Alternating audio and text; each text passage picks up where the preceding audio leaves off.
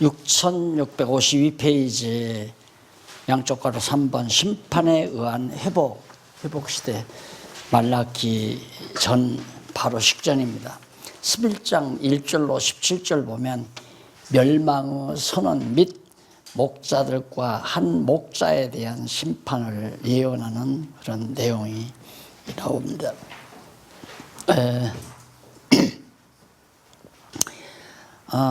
멸망 선언은 명령으로 되어지는 수도 있죠. 빛이 있으라 명령 아니에요? 선언이거든요. 명령이라보다도 빛이 있으라라고 선언하는 선언과 명령은 상당히 이제 방불한 경우가 참 많죠. 그래서 성경에 나오는 명령문이 하나님께서 그렇게 되라, 생육하고 번성하라 이렇게 명령했다고 해서 생육하고 번성하는 것이 아브라함이나 이삭, 야곱이 생육하고 번성한 게 아니라 그렇게 선언하신, 명령했다는 보다는 선언하신 하나님의 말씀대로 이루어진다라고. 그래서 이 멸망의 선언이라는 말이 그런 하나님이 멸망이 임하도록, 그렇게 앞에서 말한 붉은색 말이나 청황색 말이나 검은 말 이런 말들이 등장해서 모든 이방 나라를 멸망해라, 멸망시켜라 하고 선언하는 그런 내용이 이제 나오는데 1절로 6절에 보면 6654페이지 1절로 6절에 보면 스가랴 선지자가 영화롭게 회복될 이스라엘이 그 목자들의 부패로 인해 심판받을 것을 예언하는 내용이다. 그 목자들의 부패로 인해. 여기서 목자란 말은 오늘 우리가 사용하는 목사란 말로도 가능한 겁니다. 같은 뉘앙스니까. 그러니까 에베소서에 보면 목자와 교사로 그렇게 번역됐지만 그게 목자 또는 목자와 같은 교사 이렇게 말하는 거죠. 그러니까 양무리들을 풀을 뜯어다 먹이는 목자와 같은 역할을 하는 목교사라 그 말이죠. 그러니까 목자라는 말은 목사라고 하는 개념도 들어가는 겁니다. 그래서 이게 정말 목자들의 부패는 심각한 거죠. 나라도 그렇습니다. 고급 관리들의 부패는 나라를 망치는 거 아닙니까? 권력 부패, 권력농단 이런 것들이 나라를 망치는 행위가 되지는 거고, 가만히 보니까 영특한 사람들이 보니까 권력 가지고 다 해먹으니까 나도 해먹는다 해서 뭐 계속해서 끊임없이 관리들이 지금 안 해먹는 사람이 없다시피 다 하잖아요. 그러니까 지금 다 들추자니까 그냥 쏙 들어가 버리잖아요. 다 들추자 그러면 모든 국회의원들 다 들추자 그냥 싹 사라져 버렸잖아요. 야, 안 돼요. 그게 이제 하나님께서 정말 진실한 영을 보내줘가지고 세상 나라도 마찬가지예요. 통치자들에게 정직한 마음도 주고 일반은총력으로 그렇게 해서 정말 나라가 건전해지면 모르지만 교회는 또 말할 것도 없죠. 목사가 부패해지기 시작하면 따라서 다 부패하는 거 아니에요. 그래서 결국 심판을 준다라고 하는 말이 거기 나오는 겁니다. 그 다음에 이제 그 7절로 14절 보면 7절로 14절에 보면은 스가랴 선지자가 잡힐 양떼의 지도자들을 제거하고 은총과 연락 막대기를 꺾었다고 증언하는 그런 내용이 나오죠. 그러니까 이게 이제 언제 이루어질 일들이냐면 거기에 6655페이지 세 번째 줄, 위에서 세 번째 줄. 이러한 예언은 앞에서 1절로 6절에 나오는 예언. 이러한 예언은 헬라 제국의 분열시, 헬라 제국이 분열되죠. 그러니까 북왕과 남왕으로. 그러니까 터키를 중심으로 한 그쪽은 이제 헬라 제국, 북왕국이에요. 그리고 애굽을 중심으로 이루어지는 것이 이제 남왕국이고. 그래서 북왕국 북왕국 왕과 남쪽 왕이 한 테이블에 앉는다. 이걸 가지고 야, 그 한참 기도원 운동할 때 강의를 드니까 그걸로 남북 이승만이하고 김일성이하고 만나서 얘기한다. 그런 식으로 풀어서 설교를 하는데 그때 내가 성경을 잘 모르니까 그런가 하고 들었죠. 나중에 알고 보니까 완전히 하전인수격으로 북왕국과 남왕국이 한 테이블에 앉아서 의논한다. 이것이 이제 마치 김일성이하고 이승만 대통령하고 만난다는 거로 그걸 또 알고 정말 그렇게 알고 또 쏘가는 뭐가 나도 참 한심하다. 그때 그렇게 후회도 했습니다만은 그때가 바로 1176년에서 165년 이때가 이제 왕조의 안티오코스 아주 잔악한 사람입니다. 아주 악랄한 사람. 이 사람이 얼마나 유대인들을 못살게 굴고 좀 괴롭혔는지. 그리고 그래서 또 헬라 하스몬 왕가에서 왕들이 일어나가지고 가짜 유대인의 왕 노릇을 하는 거죠. 그러니까 바로 헬라 제국이 왕을 만들어서 유대에다 파견시켜가지고 가짜 왕으로 유대를 다스리게 하는. 그래서 이제 그런 것들이 나중에 요한계시록에 보면 이제 뿔로 나타나잖아요. 머리 하나에 10개 뿔로 이렇게 나타나는데 하스몬 왕가의 왕들하고 그다음 로마의 헤로드 왕가에서 왕들하고 보통 이게 열왕이에요. 가짜 왕이죠. 그러니까 그 가짜 왕들이 10뿔이 면류관을 쓰고 왕 노릇을 하는 유대인들을 치리한다고 치리하는 거죠. 그런 것들이 다 가짜 지도자들, 왕들이다. 그래 거기 이제 스가랴 선지자가 7절로 14절에서 그 양떼의 지도자들을 제거하고 은총과 연락 막대기를 꺾었다고 이제 그러니까 가짜 지도자들이 일어나서 완전히 백성들을 괴롭히고 백성들의 평안을 다 망가뜨리는 그런 행위가 있을 것을 예언했는데 그것이 역사상에서 그대로 드러나거든요. 그러니까 아까 말한 대로 스가랴가 예언한 대로 그대로 이루어진단 말입니다.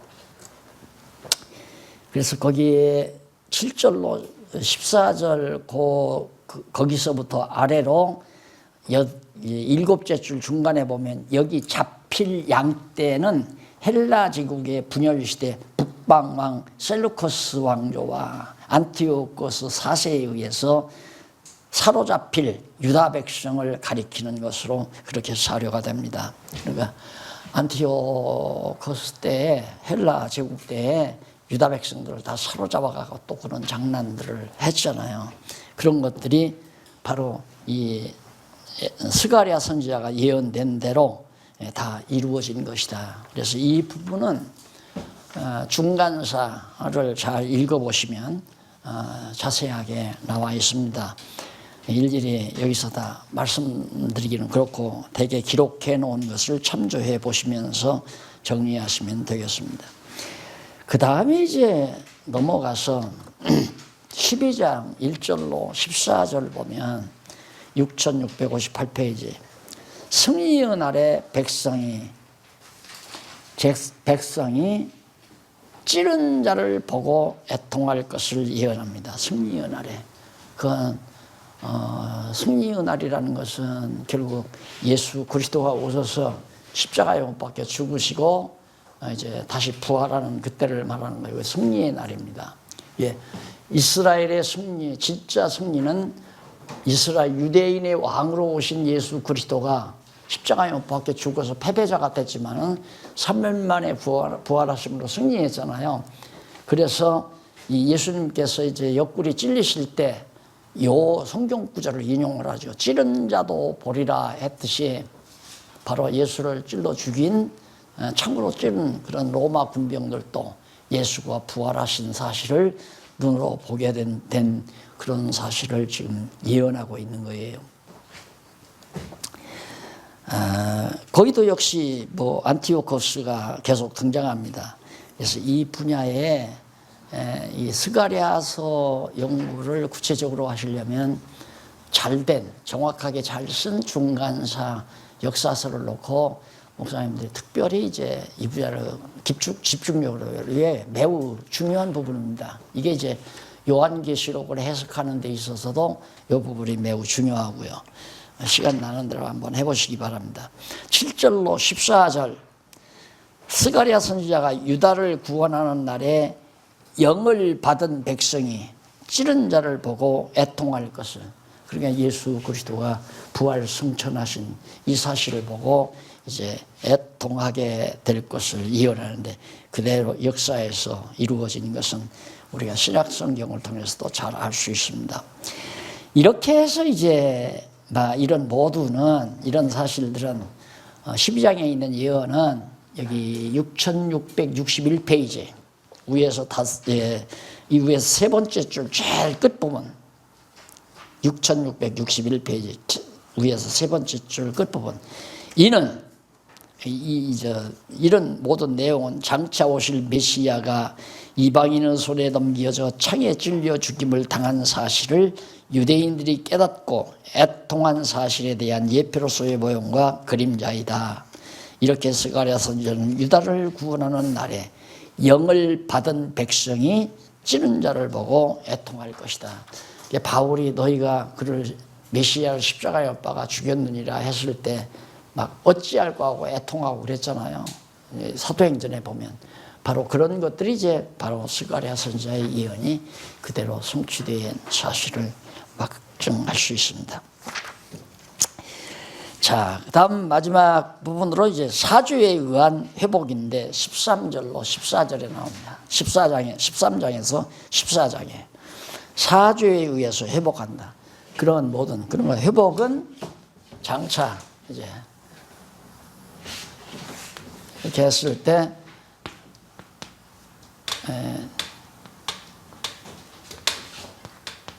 유대인 시대가 있잖아요. 이건 이방인 시대죠. 이방인. 지금 우리 시대란 말입니다. 이방인의 수가 창세전에 이미 생명록에 기록된 자가 있어요. 이방인 가운데. 그 숫자가 다 차면 유대인들이 지금 1945년에서 48년 이 사이에 유대인들이 이제 회복을 했잖아요. 모여와서 나라를 형성했단 말입니다. 그런데 그들이 아직도 예수를 안 믿잖아요. 그런데 유대인의 숫자가 다 찬 다음에는 유대인들이 다 민족적으로 돌아오게 돼 있어요. 우리 조상들이 모르고 정말 메시아로 오신 예수 그리스도를 우리가 죽였다. 그리고 회개하고 돌아오는데 이때가 유대인의 때예요. 그걸 이제 바로 회복의 때라고 그거에 대한 하나의 구약적인 선지자들의 예언이라고 그렇게 받아들이면은 너무 틀림이 없습니다. 그러니까 점점 이쪽으로 갈수록 이제 말라기 예언서는 더 가까이 가죠. 메시아와. 그렇게 해서 결국 선지자들의 예언이 이루어지는데 1절로 6절에 보면 1절에서 6절까지 보면 스가랴 선지자가 죄와 더러움을 씻는 샘이 열리고 우상과 거짓 선지자들을 제하실 것을 예언하는 내용입니다. 이때 이제 부적에게 여기라고 써요. 무적에 짐승 권세 짐승을 여기다 잡아놓는데 10뿔 이제 7두 십각 짐승을 잡아놓는데 같이 들어가는 게 거짓 선지자 같이 여기 들어가는 거예요. 그래서 이 유대인 여기죠. 내가 지금 잘못했네요. 이 천년왕국이네. 천년왕국. 유대인 시대는 여기죠. 유대인의 구원이 시작돼서 유대인의 수가 다 차면 그 수 중에도 그 순교자의 여기 14만 4천 명이 돼야 돼요. 순교당하는 영들, 유대인의 수가. 그 수가 다 차면 예수님이 재림하잖아요. 재림해서 천년왕국을 이루는데 그때 천년왕국은 바로 이방인이나 유대인이나 할 것 없이 유대인 중심으로 언약한 그 언약이 그대로 이루어지는 겁니다. 살아있는 모든 사람들이 무죄 시대를 맞아서 죄 없이 정말 아름다운 지상낙원을 여기서 경험하게 되죠. 그랬다가 천년이 다 끝나면 다시 무적경에 있는 걸 놔줘가지고 다시 시련을 시키죠. 시험. 뭘? 택자와 불택자를 이제 나누어야 되잖아요. 이 중에서도 택자와 불택자를. 그래 놔줘가지고 모진 시련을 겪은 다음에 백부자 심판이 여기 있다고 하잖아요. 이 백부자 심판이에요. 그래서 이제 택한 백성은 천국으로 보내고 불택자는 사단에게 짐승권세에게 맡겨가지고 다 지옥으로 끌고 들어가게 하고 거짓 선지자들과 함께 거짓 영도 같이 들어가게 만들고 그 다음 14장 1절로 11절 보면 열국을 치고 예루살렘을 회복시켜 보호해 줄 것을 이제 모형적이죠. 일단 모든 원수들을 치고 예루살렘 회복하듯이 그것은 장차 이제 이처럼 세상 나라 다 멸하고 하나님 나라를 세우실 것에 대한 하나의 모형이요 그림자로서 설명을 해 가는 겁니다. 그래서 그것도 보면 6667페이지 위에서부터 8째 줄, 9째 줄 뒷부분에 보시면 9째 줄 뒷부분에 이는 안티오코스 4세가 예루살렘을 점령하고 유대인을 학살하며 박해할 때 여호와께서 예루살렘 거민들에게 피할 길을 열어주신다는 뜻으로 예언합니다. 그러니까 유대인들을 철저히 그러니까 이 시대도 요 시대도 정말 어려움을 많이 겪었어요. 예루살렘이 회복돼서 한동안은 참 평화로웠지만은 다시 이제 헬라 제국이 들어서면서 파사가 헬라에게 망했잖아요.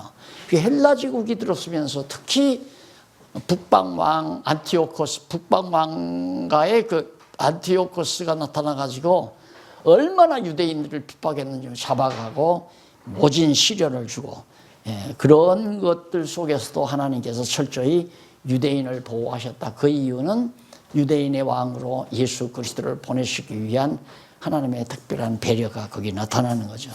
이렇게 역사 섭리를 보아도 정말 여호와 하나님을 경외하고 신앙을 지키며 산다는 길은 절대 넓은 길이 아니다. 고속도로가 아니고 또 지방도로도 안 돼요. 소록길, 뒷골목길, 아주 좁은 자전거 타고 가기도 힘든 좁은 길이죠. 쉽게 말하면. 그래서 너희는 넓은 길 가지 말고 좁은 길로 가라고 하는 예수님의 말씀, 아까도 말씀드렸지만 항상 우리 지혜자들이 기억해야 될 중요한 일입니다. 야, 많은 사람들이 저도로 가는데 나도 저로 가야 되는 거 아니야? 그거 군중심리의 유혹되기 딱 좋습니다. 그래서 진리는 군중심리에 따르는 게 아니라 객관적인 성경 진리를 따라가는 것이 그게 좁은 길이다. 그런 얘기입니다. 이런 얘기를 하다 보면 늘 기억이 나는데 6.25 동란 때 한강다리가 끊어졌는데도 그냥 그것도 알지 못하고 서울 시민들이 남부여대 해가지고 짐을 짊어지고 피난길을 나서서 한강다리를 계속해서 밀고 들어오는 거 아닙니까? 그렇게 뒤에서 비리니까 앞에 간 사람들은 다리가 끊어졌는데 미군이 이제 다리를 잘라가지고 그냥 떨어져서 한강에 떨어져서 새우밥이 된 한국이 6.25 동란에 그런 사실이 있잖아요. 라디오도 없고 아무것도 알 수가 없으니까 다리가 끊어졌는지 안 끊어졌는지 모르니까 막 폭격은 하고 다 모여가지고 한강다리를 다 집중해서 노량진으로 건너가려고. 그와 마찬가지로 오늘도 그래. 넓은 길을 찾아가다 보면 뭐 다 선배들이 다 그리 가는데 나도 가야 되겠다고 가는 거죠. 그 길을 돌아서기가 참 쉽지 않더라고요. 그래서 내가 요즘에 이제 뭐 좀 교단에서 일하시는 분 가끔 와서 식사같이 하는데 그분한테 내가 그랬어요. 목사님 미안해요. 왜 미안해요? 제가요 제도권 안에서 살지 못하고 이렇게 제도권 밖에서 들어서 하는 거 좀 미안하다고 그러니까 아니라고. 목사님 같으면 제도권에 들을 수가 없습니다. 당연히 그건 제도권 밖에 가야 한다 이거예요. 그런 얘기도 했는데 쉽지 않죠. 제도권 안에 있으면 편안하고 그들 비유 맞추면 다 출세도 하고 명예도 얻고 형통하고 바로 세상 권력과 야합하는 것과 다름이 없다는 얘기입니다. 14장 12절로 21절 보면 대적을 치고 남은 자로 초막절을 지키게 할 것을 예언합니다. 그래서 스가랴서 이 뒷부분은 헬라 제국 시대에 되어질 일에 대한 예언이라고 생각하시면 잘 아실 겁니다. 그래서 헬라 제국 시대에 나타난 게 하스몬 왕가거든요. 하스몬 왕가란 유대를 지배하는 왕을 만들어서 파견하는 거예요.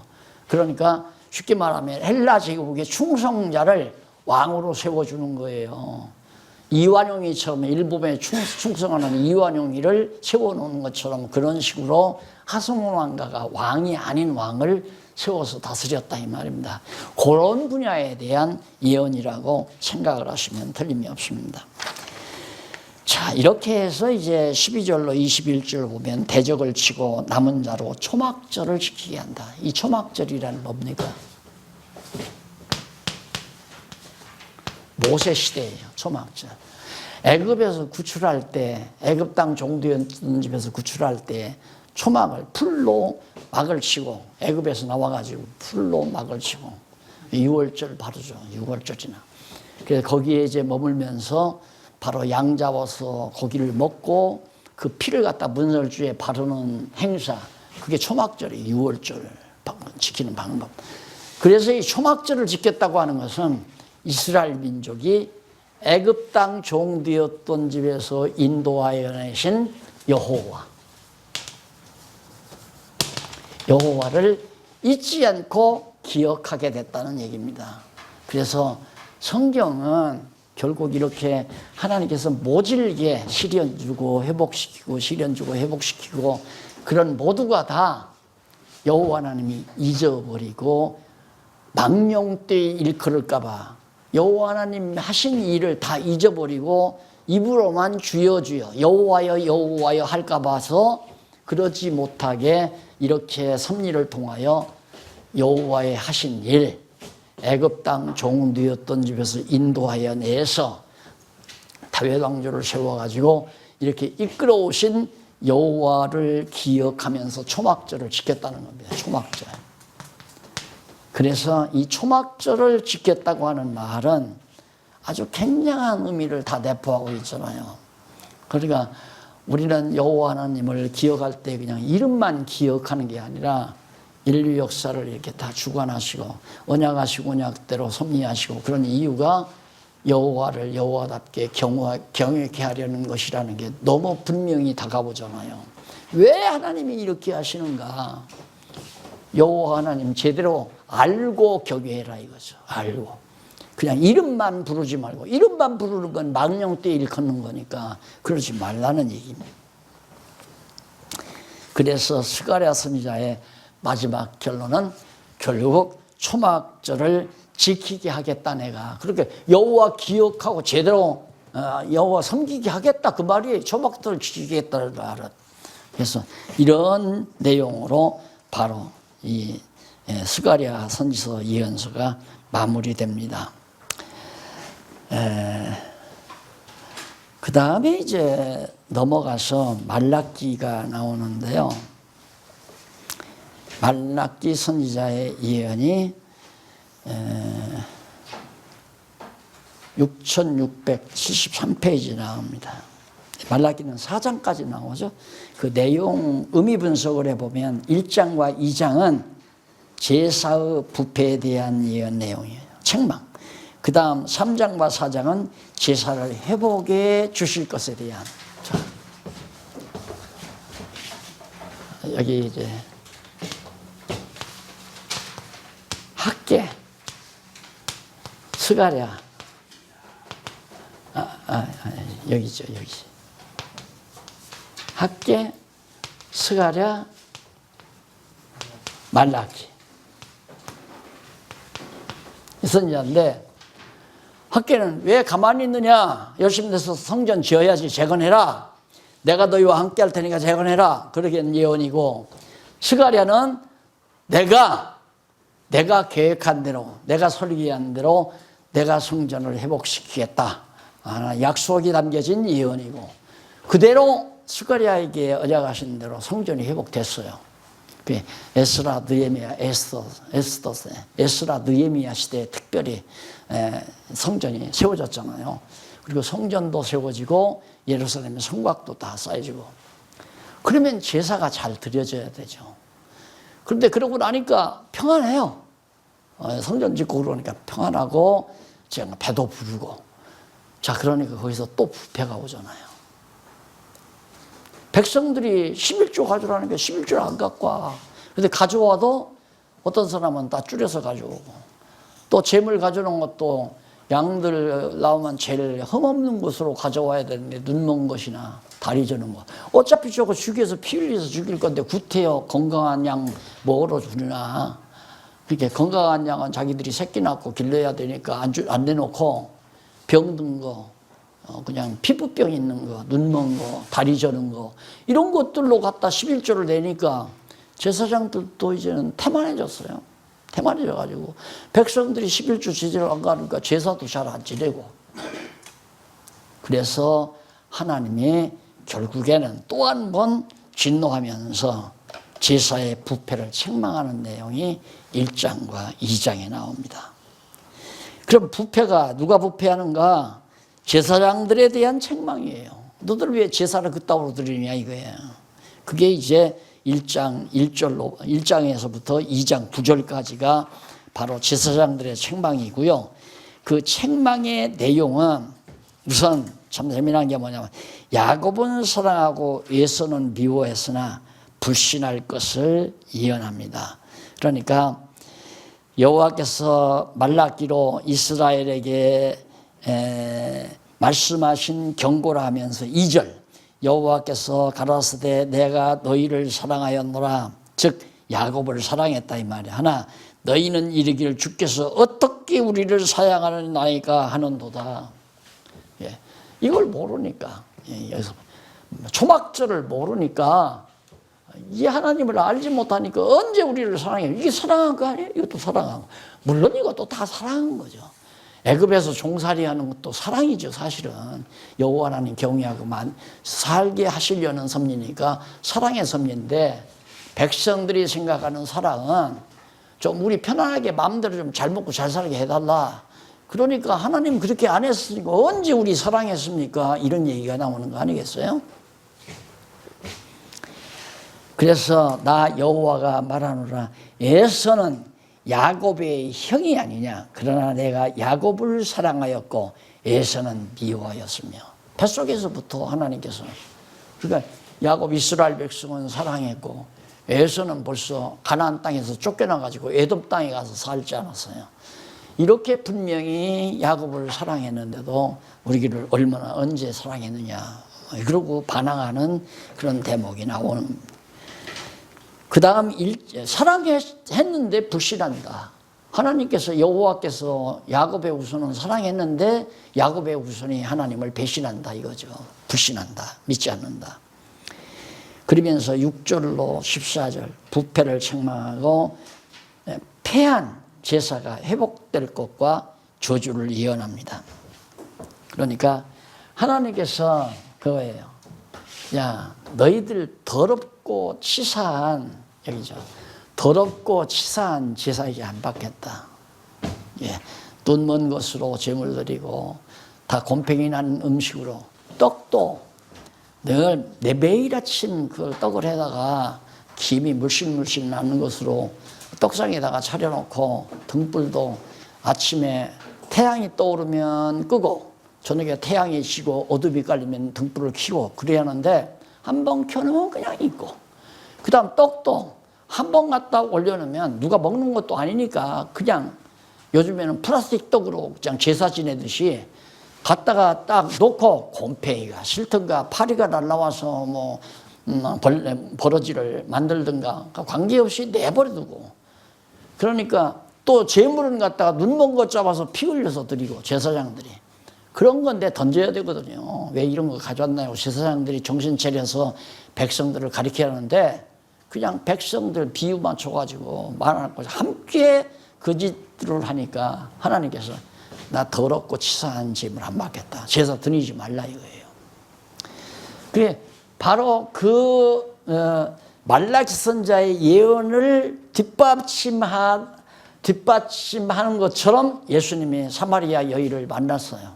만나서 우물가에서 물 한 모금 달라니까 사마리아 여인이 왜 당신은 유대인 같은데 나한테 천박한 이방 여인에게 물 달라 하십니까? 그러니까 내가 누구인 줄 알았으면 도리어 너희가 나를 물 달라 했을 것이다. 내가 가져다 주는 거는 먹어도 다음 시간 또 먹어야 되지만 내가 너에게 한 번 주는 물은 영원히 목마르지 않는 물을 내가 가지고 있다. 그러니까 그 물을 나에게 주시옵소서. 그러니까 뭐라고 그러냐면 너 남편 5이다 데리고 하나니까 깜짝 놀라니까 메시아소이다. 그러면서 당신네 조상들은 예배할 곳이 예루살렘에 있다고 하던데 그리고 북이스라엘은 제사할 곳이 산에 있다고 산당 지어놓고 산에다 제사 드리라고 했잖아요. 그런데 우리는 제사를 어디서 드려야 됩니까? 그러니까 산에서도 말고 예루살렘에서도 말라. 이 회복된 제사 끝났다 이거예요. 하지 말아라. 산에서도 하지 말고 예루살렘에서도 하지 말아라. 왜? 신령과 진정으로 예배할 때가 오라니. 곧 바로 이때다. 예수님 오셔서 당신이 십자가에서 영원한 제사 드리니까 이것이 신령과 진정으로 드리는 참 예배다 이 말이에요. 그러니까 이거 드리지 말라. 그러니까 이미 인간들이 제사 드리는 건 다 끝난 거예요. 예수님이 오셔서 영원한 제사 드림으로 완성된 거고 그 영원한 제사가 지금도 하늘 보좌에서 계속 유지되고 있기 때문에 우리가 그의 지체로서의 삶은 바로 영적 예배를 드리는 삶이 되지는 거다. 그게 바로 예배란 무엇인가. 그래서 다 나오는 얘기 아닙니까? 그러니까 이렇게 이어져요. 이제 여기가. 그러니까 말라기에서 복음서로 이어지는 매듭을 아주 말라기가 참 잘해주고 있어요. 정확하게. 성전 제사 다 폐해버리고 이제 필요 없는 거예요. 그런데 헤롯은 이때 성전을 호화찬란하게 지었잖아요. 에스라 성전 헐어버리고 솔로몬의 성전이 여기서 포로로 가기 전에 헐리니까 그 다음 에스라가 와서 성전 지은 게 에스라 성전 아니에요.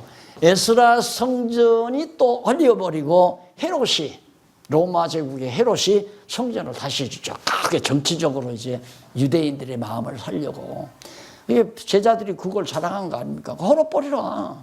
내가 3일 만에 짓겠다. 이미 다 끝난 거예요. 그런데 왜 이런 걸 지어놓고 성전이라고 그렇게 가리켰느냐. 난 답답한 거예요. 그리고 봉투에다가 돈 가지고 그게 하나님 앞에 드리는 제물이라고 그러고 그리고 목사님들 가운 입고 뭐 자기가 제사장인 것처럼 제사 집례하는 것처럼 자기는 제사장이고 이 교회다운 성전이고 연못돈은 특별히 11조는 하나님 앞에 드리는 제물이고 그런 장난을 난 장난이지 기독교가 아니라 말입니다. 내가 그런 얘기를 하니까 또 목사님들한테 공연히 화내려고 그러는데 아주 이게 열통이 터져요. 그런 생각하면. 그게 순진한 성도들은 전부 거기에 매수당해 가지고 주일날 가서 그냥 엎드려서 눈물 한두 방울 떨어뜨리고 오면 예배 잘 드린 거야. 오늘 은혜 풍성히 받았다 이거지. 그런 식으로 교회를 지어놓으니까 풍랑이 일어나니까 다 헐어져 버리잖아요. 없어요 이제. 그런 형식적이고 의식적인 제사는 다 끝났어요. 예수 그리스도로 말미암아 다 이미 부닥다리 그림자로 다 지나간 거란 말입니다. 그러면 영원한 제사는 그리스도가 드린 제사예요. 그러니까 우리가 그리스도의 지체가 되므로 그리스도의 제사에 참여하는 자가 돼요. 우리 제사장이라 말. 너랑 할 것 없이 모두가. 예수님은 대제사장이고. 그래서 예수님이 그래. 너희는 왕 같은 제사장이야. 베드로가 그랬잖아요. 베드로는 왕 같은 제사장이라. 그리스도가 왕이니까 우리도 그리스도에게 붙어 있으니까 왕이고 그리스도가 대제사장이니까 그게 붙어 있으니까 제사장이고 그게 목사님만 제사장이 아니라 모두가 다 제사장이요 왕들이에요. 그러니까 누가 누구를 지배하거나 다스려서는 안 되고 만왕의 왕 되신 그리스도의 명령만이 누구나 그 명령 앞에 순종하고 살아야 하는 것이 우리 성도들의 생활이고 그리스도의 제사에 동참하는 것이 영적 예배고 삶이고 이게 이제 오늘날 우리 신약시대 우리 성도들의 아름다운 예배 생활이죠. 영적 예배, 산제사의 생활. 그래서 부패를 책망하고 패해버린 제사가 회복될 것. 회복된다는 말은 이 참 신령과 진정으로 드리는 이 예배가 회복이 된다 이 말이에요. 이 모형과 그림자 이거 다 패해버리고. 그러니까 동쪽에서 동쪽 산에서 태양이 딱 떠오르면 처음에는 산 그림자가 막 쫙 마을을 덮잖아요. 태양이 솟으면 솟을수록 그림자가 다 사라집니다. 중천에 딱 서버리면 그림자가 없어져 버리잖아요. 그러듯이 참것이 드러나니까 그림자는 다 사라져 버리는 거죠. 그런데 자꾸만 이 그림자를 회복시키려고 하니까 하나의 천주교처럼 미사란 말이 제사란 말이에요. 그리고 예배란 말이 제사라는 말이고, 예배나 제사나 같은 개념이에요. 봉사한다, 섬긴다, 절한다, 무릎 꿇다 이런 뜻이에요. 예배란 말이. 그러니까 섬긴다, 봉사한다 이런 말은 섬긴다, 봉사한다 이게 이제 우리의 봉사생활. 그러니까 사실 구원받은 우리 성도들은 전부가 봉사생활이거든요. 그리스도의 몸된 교회니까 예수님이 버리시고 우리가 다 그의 지체니까 내가 지금 점심 먹고 여기 걸어 올라왔잖아요. 누가 걸어 올라왔느냐면 다리가 걸어 올라온 거예요. 다리가 왜 걸어 올라왔느냐? 온 몸이 이 강실로 오게 하기 위해서. 그게 지체 어느 것 하나 자기가 자기 일하는 게 없어요. 몸이 되면. 손도 자기가 자기 일이 아니에요. 이 손으로 글씨를 쓰죠. 이것은 머리에 생각한 것을 드러내기 위한 손의 봉사죠. 따라서 그리스도의 지체로 산다는 건 전부 다 봉사생활이다. 자기에게 특별히 주신 은사 따라서 봉사하는 삶. 그것이 이제 영적예배고 산제사다. 그러니까 성도들로 하여금 그렇게 생활하도록 신앙을 기르는 게 아니라 의식에 참여하도록 신앙을 기르니까 주일날 빠지지 말아라. 특별히 11시 예배는 빠지지 말아라. 그리고 다 끝나고 목사님의 축도는 반드시 받고 가야 된다. 아무리 바빠도. 이런 식으로 순진한 성도들을 자꾸만 가르쳐가지고 완전히 성도들이 정말 너무나도 유치하게 신앙생활을 하도록 만들어 놓으니까 교회가 정말 형편없게 돼버리는 거죠. 자, 그 다음에 이제 넘어가서 2장 1절로 9절에 보면 레위와 세운 언약에 따라 제사장들에게 저주를 예언합니다. 레위와 세운 언약이 있었는데 그 언약대로 다 하나님께서 레위 자손들 제사장들을 저주하겠다 하고 언약하신 말씀대로 그대로 제사장들을 저주하는 거죠. 왜 그러냐면 그렇게 백성들의 비율을 맞춰가지고 병든 거, 그다음 불구된 거, 눈먼 거 이런 것들을 제물로 삼아서 제사를 드리니까 그래서 하나님이 제사장을 저주하겠다. 그 다음 이제 넘어가서 그 언약 한번 보십시다. 6682페이지 위에서부터 7째 줄 앞부분 보면 여기서 레위와 세운 나의 언약이란 말은 뭐냐면 레위 자손을 특별히 구별하여 백성 대신 봉사하며 죄를 담당하여 제사를 드리는 임무를 명하신 것이 바로 민수기 18장 1절로 32절에 나와 있어요. 따라서 본문은 제사장 족속에 대한 책망과 저주의 말씀을 주신 의도가 제사장 직임을 폐하려는 것이 아니라 그 직임이 계속되게 하려는 것임을 알게 하려는 것이라는 뜻으로 예언한 겁니다. 그러니까 결국은 제사장의 임무가 영원하다. 그러면 영원한 대제사장의 임무가 영원하다는 얘기거든요. 레위자손 구약시대 레위자손 중에 나타난 아론의 대제사장이 영원한 게 아니라 만왕의 왕으로 오신 또 영원한 제사장 되신 예수 그리스도의 제사직이 영원하다. 그러니까 민수기에서 언약한 말씀이 메시아에 대한 언약이라 이 말이죠. 예수 그리스도에 대한 언약. 그 다음 넘어가서 보면은 2장 10절로 17절 2장 10절로 17절 보면 백성들에 대한 책망 거기 나오죠. 제사장 책망하고 백성들 책망하고 그 책망은 10절로 14절 보면 제사를 행하는 백성을 끊고 제사를 받지 않는다고. 이제 인간들의 그 더럽고 치졸한 그런 짓을 안 받겠다. 이렇게 떡 곰팡이 쓴 거 그냥 놔두고 눈 먼 것 드리고 다리 저는 것 갖다 드리고 그래서 이제 이런 걸 가지고 이제 교인들에게 부흥사들이 어떻게 말하면 하나님 앞에 드리는 연보는 구겨진 것 내면 안 된다. 은행에서 갓 나온 거 깨끗하게 바꿔서 그래서 아주 그 인간적으로 신실한 성도님들은 11조 할 때 절대 쓴 것 안 내요. 은행에 가서 일부러 새 돈으로 바꿔가지고 싹 하든가 정말 바쁘면은 돈을 대리잖아요. 대리비로 깔끔하게 대려서 쫙쫙 넣어서 그렇게 정성을 담아야 한다. 그렇게 가르친단 말입니다. 그럴 걸 가르치라고 지금 그렇게 험 있는 거 드리지 말라는 얘기가 아니거든요. 이제 그건 안 받는다 이 말이에요. 예수 그리스도를 영원한 제물로 영원한 제사장이신 그리스도가 드린 제물 그리스도가 이루어 놓으신 성전에서 그래 예수 그리스도가 성전이요 제물이요 제사장이 되어서 끊어지지 아니하는 영원한 산제사 드리는 이 제사를 받겠다는 것이 지금 말라기 선지자가 예언하는 내용이란 말입니다. 그러니까 말라기 선지자를 통하여 이미 구약적 제사는 다 끝났어요.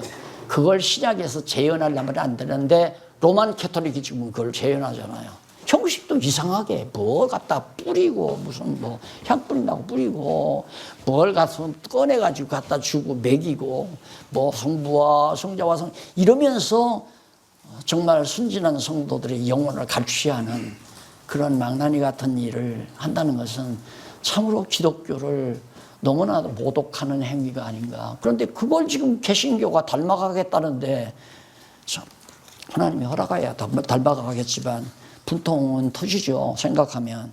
왜 분통터지냐면 순진한 영혼들이 다 매수당하는 것 때문에 정말 분통이 터질 때가 있죠. 그래서 제사를 받지 않는다고 그렇게 말씀하는 내용이고 15절로 17절 괴사를 행치 말라면서 말로 여호와를 괴롭게 함을 책망합니다. 괴사라는 말한테 지금까지 말하는 아주 그 괴상한 일들을 해가면서 여호와를 괴롭게 한다. 여호와를 진노하게 만들고 여호와를 무시하고 하나님을 무시하니까 병든 것 갖다 드리고 그래서 3장과 4장에서는 바로 부패한 제사를 회복해 주겠다. 이것이 이제 영원한 제사에 대한 약속이라고 그렇게 보시면 틀림이 없습니다. 이렇게 부패하고 타락된 제사를 다 청산해버리고 영원한 참 제사로 내가 회복시켜 주겠다. 그런 얘기예요. 회복시켜 복을 주실 것을 예언하는 게 3장 1절로 12절이에요. 그래서 제사의 회복에 대한 예언과 같은 거죠. 이게 이제 제사 회복. 3장 1절로 6절에 보면 사자를 보내요. 제사를 회복하고 백성을 보호한다. 사자란 말은 의의 사자죠. 내 사자를 보내노니 거기에 1절에 보면 만군의 여호와가 이르노라 보라 내가 내 사자를 보내리니 그가 내 앞에서 길을 예비할 것이요. 세례 요한 아닙니까? 그렇죠. 그러니까 메시아가 오시기 전에 앞서 세례 요한 보내실 길을 접경을 평탄케 할 세례 요한 보내실 것을 언약을 하죠. 그러니까 얼마나 하나님의 그 계시의 말씀이 정말 아주 치밀하고 자세한가.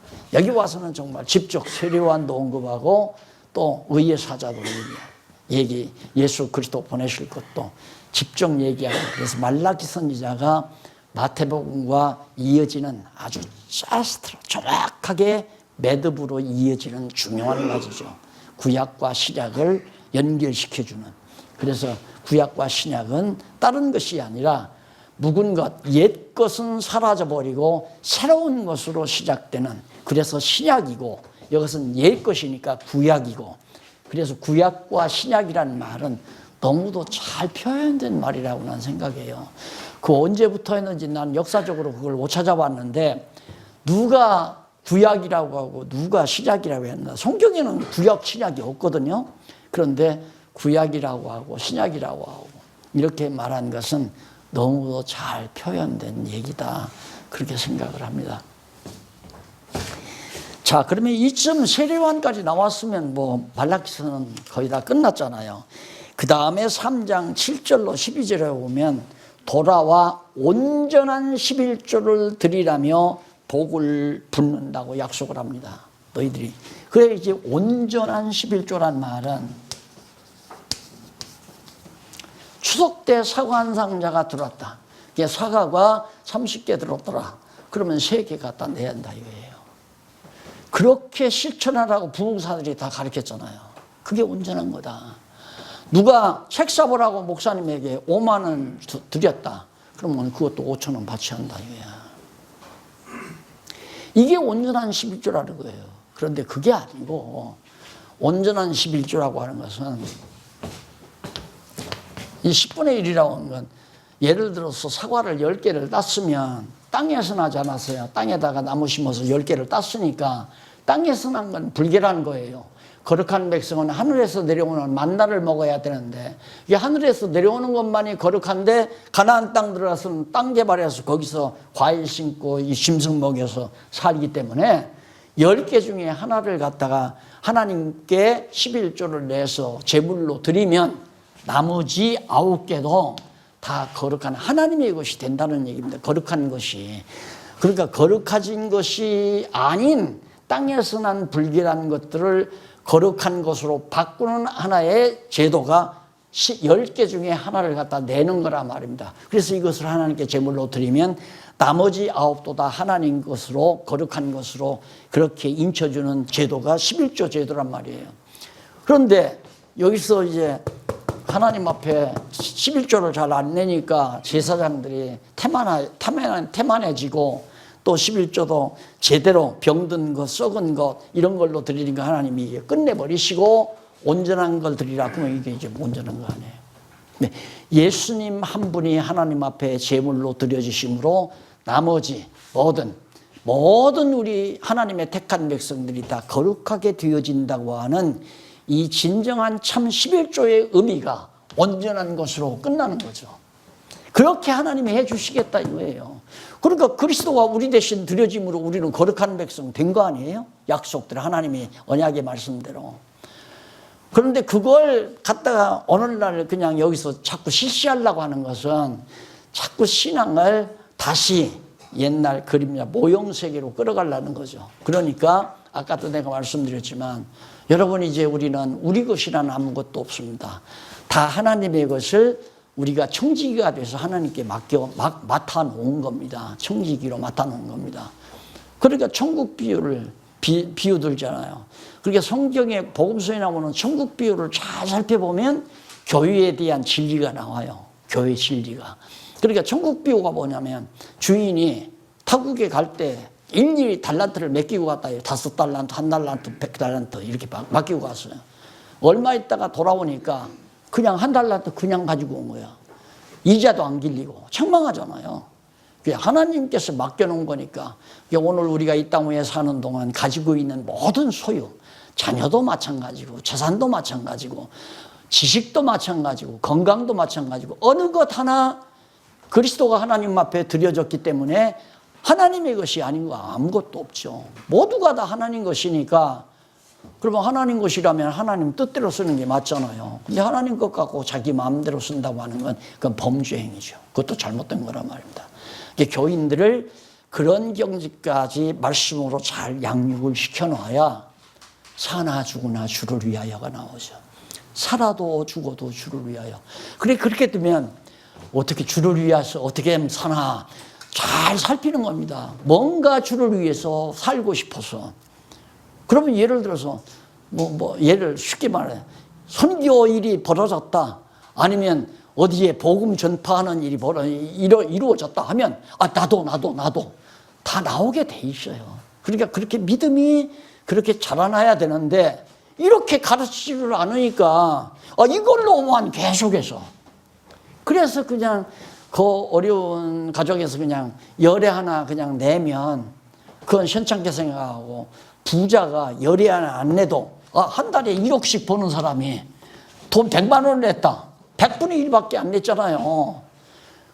한 달에 100만 원 버는 사람이 10만 원을 냈으면 이건 10분의 1을 낸 건데, 그런데 이건 작게 보이고 이것만 크게 보이니까 이런 사람 장로시키고 이런 사람 충성자로 여기고, 교회가 그렇게 돼버리니까 정상적인 교회가 안 되는 거죠. 그래서 돈이 많은 사람이나 적게 많은 사람이나 하나님께서 1달란트 맡기면 적은 거고, 5달란트 많다면 중급이고, 100달란트 많으면 많이 하나님께 맡긴 거죠. 100달란트 맡긴 사람이 더 힘들어요, 솔직히. 그러니까 믿음이 없으면 100달란트 맡아가지고 제대로 하나님 뜻대로 살기가 힘들죠. 아까우니까. 그러나 예를 들어서 뭐 1달란트 맡겼으면 최선을 다해서 충성하면 되잖아요. 그래서 과부의 엽전 한 편 하나님 예수님이 크게 본 거죠. 그래서 끝을 냈다. 과연 구약시대 모든 건 다 그리스도로 끝을 냈다. 이걸 정확하게 성도들로 하여금 깨닫도록. 그래서 양쪽 가로 입으려면 부패와 메시아 출현 딱 나오잖아요. 부패와. 타락하고 부패하는데 메시아가 딱 출현한다, 이 말이에요. 그것이 3장 13절에서부터 4장까지 나옵니다. 그 가운데 보면 3장 13절로 18절, 여호와를 대적하거나 경외하는 자를 분별할 것. 그렇게 제대로 여호와 하나님을 경외하는 자를 따로따로 이렇게 분별하겠다. 예수 그리스도를 믿는 자, 예수를 그리스도로 믿는 자는 하나님 여호와를 경외하게 돼 있고, 예수를 그리스도로 믿지 아니하는 자는 여호와 경외 안 하는 자죠. 분별한다. 그리고 남아 4장 1절로 6절에 보면 의로운 해와 선지 엘리야를 보내어 심판할 것을. 의로운 해라는 것이 예수 그리스도와 의의 태양 아니에요. 그러니까 예수님을 보내겠다, 메시아를 보내겠다 이 말이거든요. 의로운 해. 그런데 의로운 해 앞서 엘리야, 선지 엘리야를 보낸다고 그랬잖아요. 그러니까 제자들이 예수님 앞에, 아니 메시아가 그리스도가 오기 전에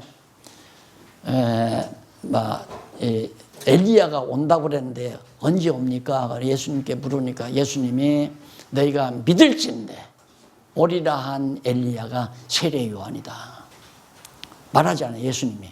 그러니까 예수님 오시기 전에, 의의 태양이 나타나기 전에 엘리야 보낸다고 하는 언약은 바로 세례 요한이 엘리야 심정으로 왔기 때문에 바로 그 뒤를 이어서 온 예수가 그리스도라는 증거를 지금 말라기 선지자를 통해서 예언하고 있는 거예요. 6절까지 해서. 그리고 이어서 다 했네. 4장 1절 6절 메시아 예언하고 끝났죠. 기가 막히게 구약성경 결론 매듭을 잘 맺었잖아요. 결국은 구약의 모든 성경은 오실 메시아에 대해서 내게 대하여 증거한 것이다. 맞잖아요. 정확하죠. 모든 구약 성경은 예수님 그리스도에 대해서 증거한 것이다. 의의 태양 되시는 예수를 보내실 것을 증거하기 위해서 창세기부터 말라기서까지 모두 다 그렇게 계시한 것이다 라는 게 예수님의 성경관이었습니다. 정확한 말씀 아닙니까? 그래서 말라기 선지서의 예언이야말로 구약 성경 전체를 감싸서 마지막 마무리 잘하는 메시아 언약까지를 끝내고서 구약 성경이 딱 끝을 냅니다. 이렇게 해서 오늘 우리들도 결국 시간 지금 4시 조금 넘었습니다. 넘었는데 아주 정확하게 말라기서까지 일단 마무리를 제가 오늘로서 마무리를 했는데, 뒷부분이 조금 뭐 속도가 빠르지 않느냐, 속도가 느리나 빠르나 마찬가지예요. 중요한 것은 제가 다 짚어드렸으니까 이제 교재를 목사님들께서 직접 참고해 보시면서 하나하나 더 치밀하게 정보를 얻으시면 좋겠습니다. 다음 시간, 다음 금요일은 이제 휴강이고요. 그 다음 금요일부터 이제 마지막 이 성경 강론, 그러니까 성경신학의 마지막 결론과도 같은 성경신학 개론, 이것을 몇 주에 걸쳐서 강의를 해드리고, 우리 이 모임의 모든 수업은 이제 그걸로 이번 학기에 마무리를 지을까 그렇게 생각을 하고 있으니까, 혹시 교재 다 준비하셨을 거예요. 다 구입하신 분들은 상관없지만 집에 가셔서 성경, 신학, 개론 그거 처음부터 좀 하나하나. 그것은 이제 이 성경 강론하고 질이 다릅니다. 그건 학문적으로 신학적으로 정리해 놓은 거니까 이 성경 강론을 들으신 목사님들께서는 그 내용을 읽으면 맞다 하면서 쉽게 딱 학적으로 논리적으로 결론 삼아서 잘 정리가 되리라고 그렇게 생각을 합니다. 대단히 수고하셨습니다, 목사님들. 자, 기도 잠깐 하시고요. 끝을 맺으십시다. 자비하신 하나님 아버지, 진리의 영이 우리와 함께 해주신 걸 참으로 감사드립니다. 우리가 이 심오한, 깊고도 심오한 하나님의 말씀을 어떻게 알 수 있겠사오리까? 가르치는 자가 없이 우리가 어찌 알 수 있겠사오리까? 하나님께서 보혜사 성령 보내주셔서 우리로 하여금 성령 감동을 통하여 깨닫게 하시고 분명히 하나님의 뜻을 바르게 깨닫게 하신 하나님의 사랑 감사합니다. 하나님이여, 간절히 소원하오니 필요할 때마다 생각나게 하시고 기억나게 하시고 아직도 미진한 것이 있으면 반드시 깨닫고 하나님의 말씀으로 견고히 부장해서 거짓이 남노하는 오늘의 이 시대에서 진리의 사역자로 선한 싸움에 맹진하는 귀한 종들로 붙잡아 주시옵시기를 비오며 예수님의 이름으로 기도드립니다. 아멘. 감사합니다. 수고하셨습니다.